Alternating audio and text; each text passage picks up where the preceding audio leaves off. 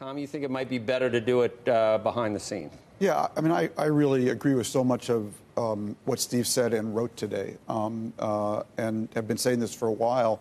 And the stakes of this moment, I think people don't fully appreciate, and I think that therefore the difficulty of this moment, I don't think people fully appreciate. Steve, give me your analysis of the politics. So I happen to believe China's misreading of Trump and America on this issue is actually one of the biggest intelligence failures of the Chinese government ever. And it was an avoidable failure because a lot of what you've been saying, I've been saying, I actually learned from the American business community in China. They actually flipped on this issue a couple of years ago. But I picked up the Washington Post today and I saw an article about how Republicans are now really breaking with the president, particularly from ag districts. Give me your analysis of the Republican politics on this issue and whether you think the president will be able to hold firm. Remember, Tom, when you came to the White House this time, 2 years ago, you come back from Beijing, we had this exact discussion. Yeah. Remember, the biggest pressure the president's got is kind of from his allies. It's both the Republican free trader, and you can't have free trade when the system is half mercantilist and half free trade. That's what Trump's going after. And I think you're correct. The politics of this is that the Republicans have really put the most pressure on him. His allies on Wall Street have put the pressure on him, not understanding that this is the main thing. This is what it's about. This is going to set the world in one direction or the other for the next 20, 30, 40, or 50 years. And we've let this drift for so long with people that really didn't have their national interests in mind. They had their own self-interest in mind. That's why this is so important. I hate to say it. I would like to see a process started that you had, like in Mar-a-Lago, you had President Trump and President Xi more directly engaged. I think Li Hu, who's a reformer, and Lighthizer are fantastic as negotiators. I think this needs to be principles. I think it needs to be principles face-to-face. But I got to tell you, there is no chance Donald Trump backs down for this. I think he's looking at the good of people on a global basis. I don't see him backing down on this. I think he's going to set the framework for the 2020 election. This is as important as it gets, but I do agree with you. I think we need the leaders, and I think we need to take the heat down, and I think they need to get behind closed doors and start a process that's going to take a long time to take. This is not going to take place overnight. This is not going to take place at the G20. The differences here are too fundamental.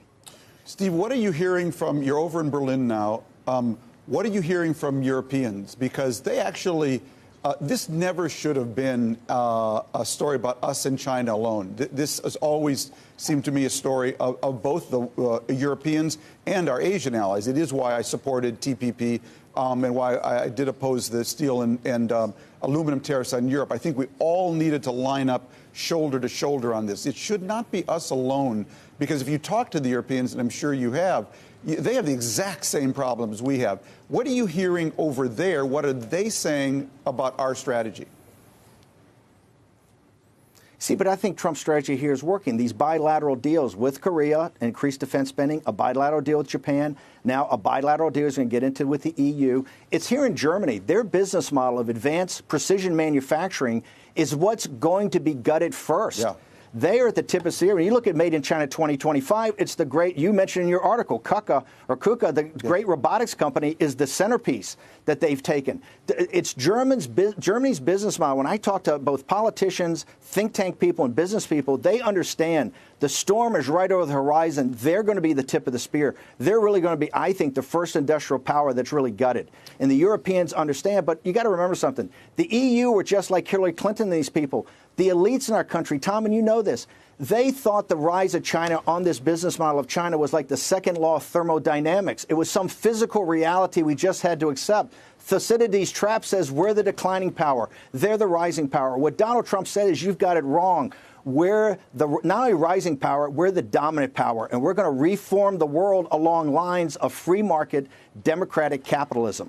And here's how it's going to be. You've got to break, you've got to lance the boil. And that's what Donald Trump is doing right now. I think our European allies are going to come around. I think they're going to individually come around to this because I think they see the wisdom and the toughness of what Trump's doing.